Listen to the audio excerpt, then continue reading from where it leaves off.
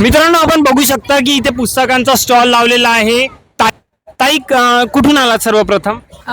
मी नागपूरवरून आली आहे. नागपूरवरून आलेले आहेत आणि नागपूरवरून मुंबईला संपूर्ण पुस्तकांचा हा स्टॉल्स वगैरे घेऊन तुम्हाला किती लागत लागतो एक अंदाजा?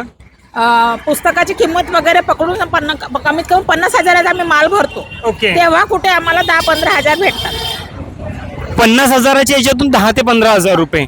आणि त्याच्यात आपला प्रॉफिट आहे ना पुस्तकाची किंमत आहे. ओके. सगळं पकडून 15,000. मग मला सांगा की मग तुम्हाला त्याचा प्रॉफिट तुमचा काहीच नाही आहे, लॉस, पूर्ण लॉस मध्येच आहे.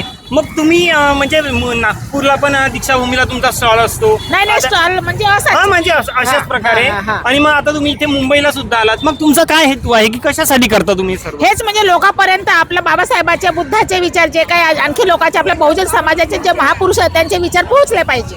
फक्त तेव्हाच हेतू आहे तुमचा? तुम्ही थोडं बहुत आपले मिळकत जे 1,500 भेटले तेही खूप आहे. बरं, ही जी आहे एक सुंदर संदेश ताईंनी आपल्याला दिलेला आहे की बाबासाहेबांचा आणि संपूर्ण महापुरुषांचा विचार लोकांपर्यंत पोहोचावा, त्याकरिता ही संपूर्ण पुस्तक प्रदर्शनी लागलेली असते.